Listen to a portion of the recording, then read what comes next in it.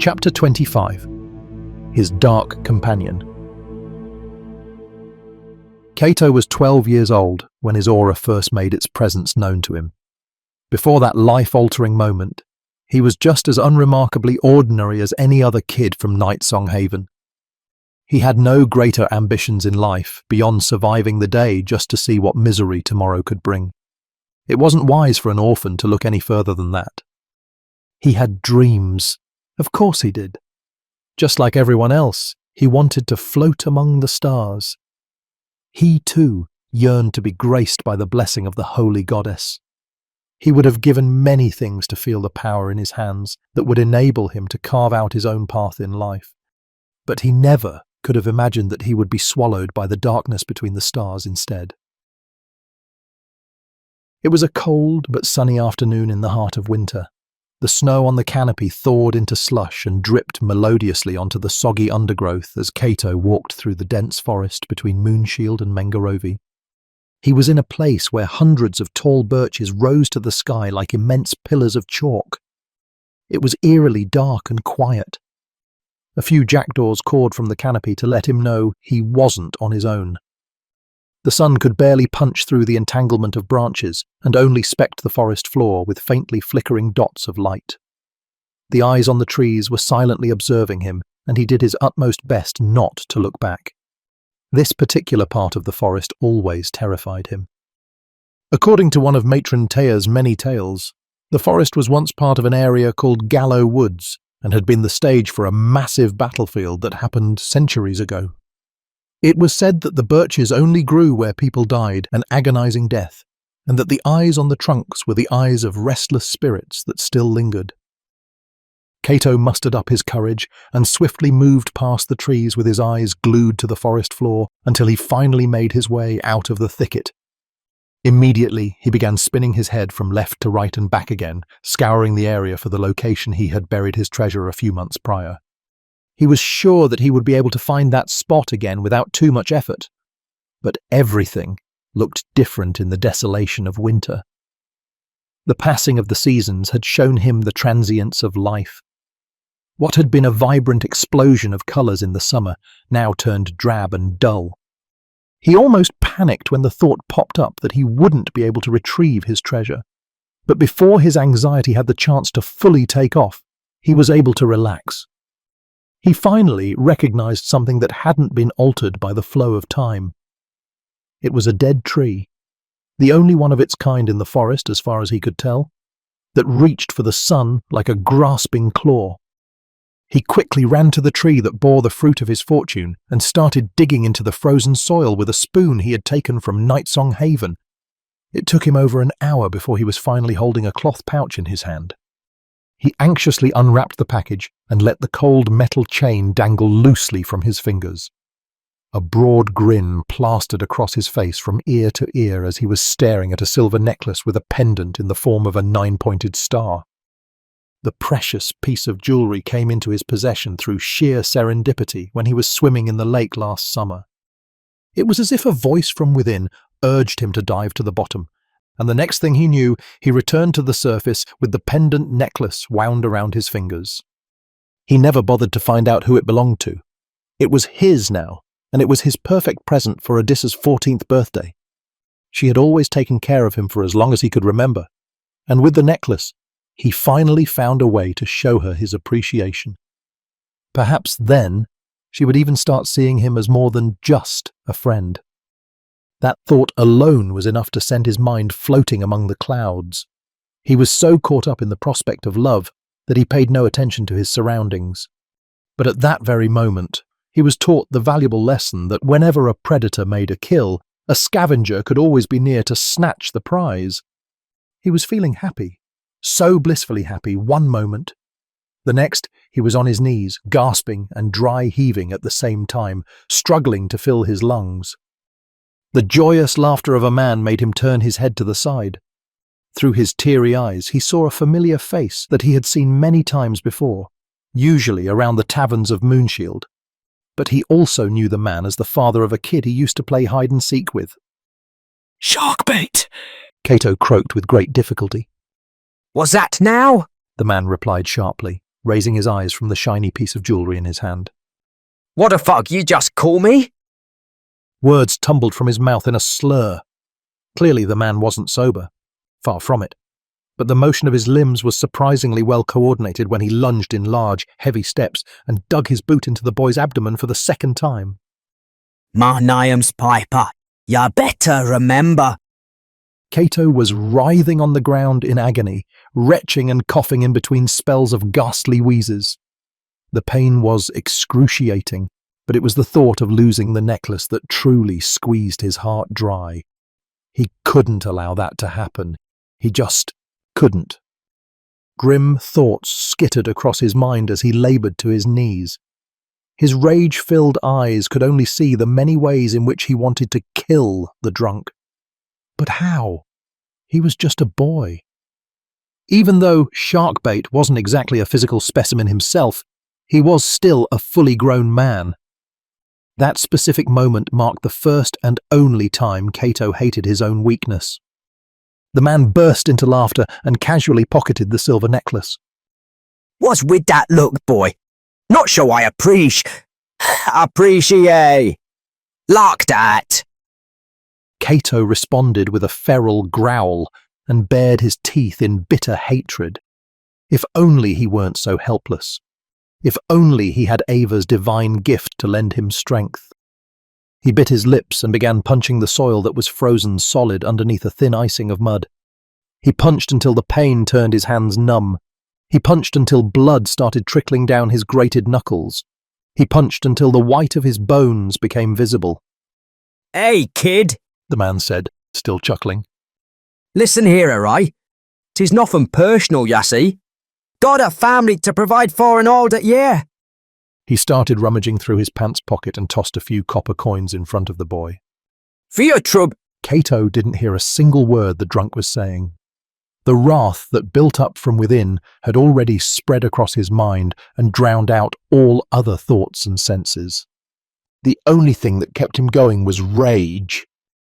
He felt as if he were falling into a bottomless abyss when a black mass suddenly sprouted from his body and wrapped around him like an ice-cold blanket. The dark energy spread out like a drop of ink in clear water until it became an enormous shadow figure that mirrored his posture. Nothing had ever felt so right. He could feel the safety inside the darkness.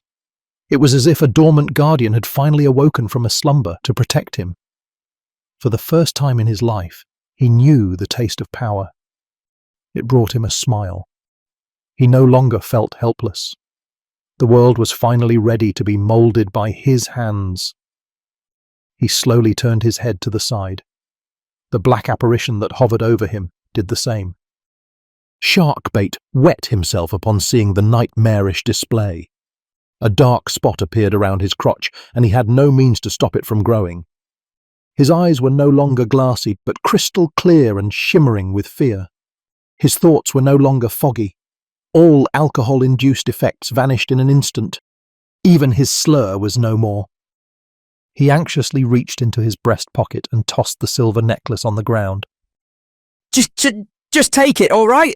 But please don't hurt me. I have a family. You used to play with my son. My son. You remember, right? It was just a joke, and just a joke. Cato reached out his hand, but not to collect the necklace. He never even saw the silverware. His eyes still only envisioned one thing, and he finally had the power to make that imagery a reality. He extended his arm and spread out his fingers. The apparition mimicked his movements. Its enormous arm stretched for the sobered town drunk like the shadow of a bare tree with the sun setting behind it. Its long, black fingers curled around its prey like a constrictor as Cato slowly formed a fist with his. A cold wind swept across the forest floor, conducting a symphony of rustling leaves that sounded like an explosive round of applause in a crowded arena. A careful laughter escaped his lips when he realized the potential of his newfound power. With it, he never had to answer to anyone anymore. He was freed from the shackles of his meaningless life. The world was ripe for the plucking, and all he had to do was close his hand and claim the fruit. With all the strength he could muster, fueled only by blind hatred, he squeezed his fist into a tight knot. He felt the crunching of bones vicariously through the palm of his dark companion. Energy started flowing into him like a massive influx of euphoric bliss. But along with Sharkbait's life force came something that forever changed Cato's personality. Within the blink of an eye, he gained all the knowledge that Sharkbait possessed. The memories of the town drunk felt as real as his own. It was as if he had already lived through an entire life next to his own. For the last time, kid, my name is Piper. In that split second, he had become Piper Loxwald. He was the son of Bobbert Loxwald and Minda Woodox. May they rest in peace and never learn that their eldest had been swallowed into a dark abyss forever. He was the brother of Marius Loxwald, who was 15 years younger, and quite honestly nothing but a spoiled prick who never had to work a day in his life to fulfill his desires. Mommy and Daddy's inheritance took care of that. He was the husband of Doris Philenius, a woman who was way above his stature and deserved someone far better than him. But by the time she realized that, he had already stolen the best years of her life. Her tits were still as beautiful as ever, though. He was the father of Boreas and Phyllis, two misfired seed stains who took too much after him and too little after their mother. There once was a third kid as well, but for the life of him he just couldn't remember the name. His brains already turned to mush by the time his youngest was born. Piper was a mason, and a damn fine one at that. Many post-war buildings in Moonshield were built by his hands, and he had amassed a fortune in the process. His skills brought him recognition and catapulted him to the upper echelon of society, where he frequently shared dinner tables with the many fine nobles of Onira. Looking back, his accumulated wealth proved to be his downfall. Nothing could be worse for someone who only had true love for two things in life: drinking and gambling, both of which he wasn't particularly good at, but try telling a moth not to fly into the flame. His toxic addiction was fueled by his bottomless purse, or it was until the purse proved to be not so bottomless after all. The wealth he built up over the course of 2 decades lasted him just over 5 years in the taverns. He could have started picking up contracts again. There never was a shortage of construction projects in a cesspool like Moonshield. But his love for the brew had dulled his mind and his reputation. No one was dumb enough to hire a drunk to build a shop, house or stable in which they would invest all of their savings. Not when there were other masons around who did perform their profession with dignity and care. So he did the only thing that seemed to make sense at the time. He took a hefty loan from someone called Lady Luck, who was known to be a ruthless figure of the Oniran underworld. He never thought of the consequences it might bring. Anything to prolong the way of living he had grown accustomed to. After all, the brew was the ink that wrote the story of his life. He continued spending the following months in the same manner he had done so for the past few years. He was sure that one day he would win big playing dice, and everything would return to normal. By miracle, fate, destiny, divine intervention, or whatever one should call the actualization of such improbable odds, that day did come. He won enough in a single game of dice to repay his debt to the loan sharks. He could have been content with that, but Piper was a gambler at heart. If it happened once, it could happen again. What if he could pay off his loan and continue living in luxury? And why not? Lady Ava was clearly smiling down on him. So he continued playing dice. Gold after gold, silver after silver, and copper after copper, he saw his riches dissipate like a stack of ice in the desert. In less than just a short month, he lost all his winnings and came to the bitter realization that the holy goddess wasn't smiling down on him at all. She was, in fact, laughing at him. Lady Luck, however, had a whole different brand of humour. Her smile could only be painted in either gold or blood.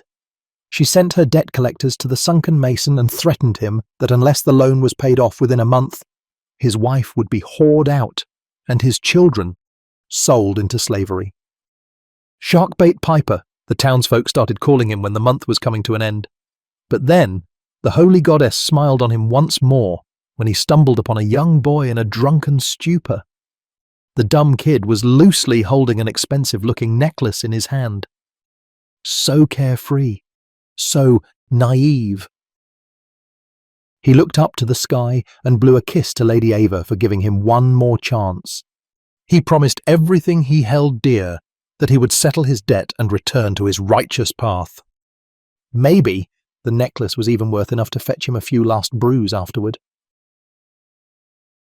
He was on his knees, heavily panting and gasping for air. Cold sweat ran down his face as he carefully loosened his fist and stared into his hand. The tears in his eyes made his vision sway. The lines in his palm danced along with the nauseating rhythm. Millions of thoughts were scattered across his mind, thoughts like echoes that have travelled through lifetimes to reach him, thoughts that were foreign but still felt like his own. For a moment that lasted for what seemed like an eternity, he couldn't figure out who he was. Memories of his wife and children were as vivid as his memories of the orphanage. But when he raised his head, all doubt about his identity vanished. He was staring at the empty husk of what used to be an adult man.